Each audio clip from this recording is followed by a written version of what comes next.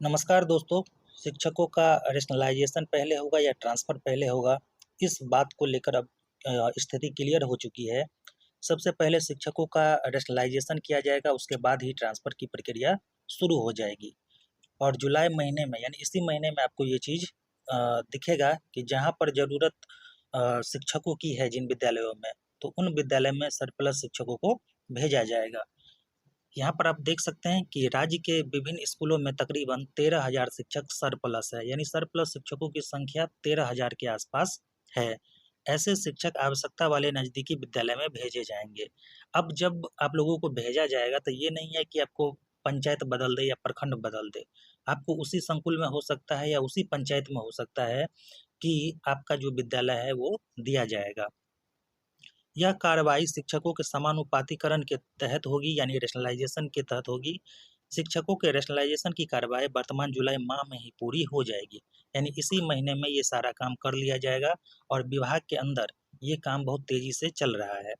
संबंधित स्कूलों में 13,000 शिक्षकों के सरप्लस होने का मतलब यह है कि संबंधित विद्यालयों में संबंधित शिक्षक शिक्षा का अधिकार कानून के तहत निर्धारित मानक से अधिक है। चूंकि शिक्षा का अधिकार कानून RTE ये कहता है कि 30 बच्चे पर एक शिक्षक होने चाहिए, लेकिन आपको वीडियो में भी हम दिखाए थे कि 10 बच्चे हैं और यहाँ पे 5-5 शिक्षक कार्यरत है, तो वैसे शिक्षकों को यहाँ से दूसरे विद्यालय में शिफ्ट किया जाएगा। इसके मद्देनजर शिक्षा का अधिकार कानून के तहत राज्य सरकार द्वारा स्कूलों में शिक्षकों के पद नए सिरे से निर्धारित किए गए हैं।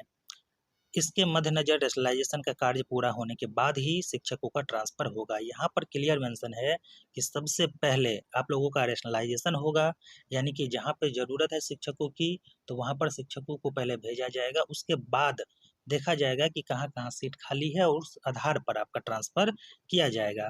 इसके लिए इस महीने के अंतिम या अगस्त के पहले सप्ताह में आवेदन की प्रक्रिया शुरू हो जाएगी। अब जो आवेदन लेने की बात हो रही है ट्रांसफ़र के लिए, तो ये समय भी दे दिया है कि जुलाई में संभव नहीं है, अगस्त के फर्स्ट वीक में आपको देखने को मिल जाएगा। स्थानांतरित होने वाले शिक्षकों की सूची कई चरण में जारी होगी। सबसे पहले पारस्परिक ट्रांसफ़र यानी कि म्यूचुअल वालों की सूची जारी होगी, उसके बाद गंभीर बीमारी, दिव्यांग पति-पत्नी और उसके बाद दूरी के आधार पर महिला शिक्षकों के तबादले की तैयारी है। चूँकि यहाँ पर पुरुष शिक्षक नहीं लिखा गया है, लेकिन महिला और पुरुष दोनों शिक्षक जो दूरी के आधार पर ट्रांसफ़र लेंगे, तो उनका भी ट्रांसफ़र होगा।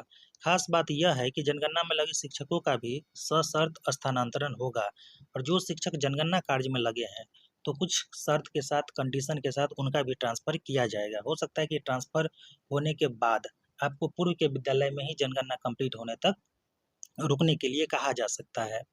हालाँकि 12 जिले ऐसे बताए जा रहे हैं जहाँ आवश्यकता से अधिक शिक्षक है। नतीजतन ऐसे विद्यालयों में स्थानांतरण से शिक्षकों का जाना आसान नहीं होगा। यानी कि जिन जिलों में शिक्षकों की अधिकता है यानी सरप्लस शिक्षक अधिक है, तो वहाँ पे ट्रांसफ़र थोड़ा मुश्किल है। आप जिले का नाम यहाँ पर देख सकते हैं, बक्सर, भोजपुर, सारण, सिवान, पटना, बेगूसराय, कैमूर, रोहतास, पश्चिम चंपारण, गोपालगंज, पूर्वी चंपारण एवं नालंदा। इन जिलों में रिक्ति कम है, जैसे कि आप लोगों के लिए मैंने रिक्ति अवेलेबल करवाया था, तो उसमें भी देखे होंगे कि कैमूर में मात्र 24 या 25 विद्यालय ऐसे हैं, जहाँ पर सीट खाली है और टोटल रिक्ति की बात करें, तो केवल 33 ऐसे शिक्षकों की वहाँ पर ज़रूरत है। तो ये था दोस्तों न्यूज़। तो कुल मिलाकर देखा जाए तो पहले रेशनलाइज़ेशन होगा, उसके बाद ही ट्रांसफ़र होगा और ये पूरी प्रक्रिया अगस्त तक कंप्लीट होने की संभावना है। वीडियो देखने के लिए आप सभी का धन्यवाद।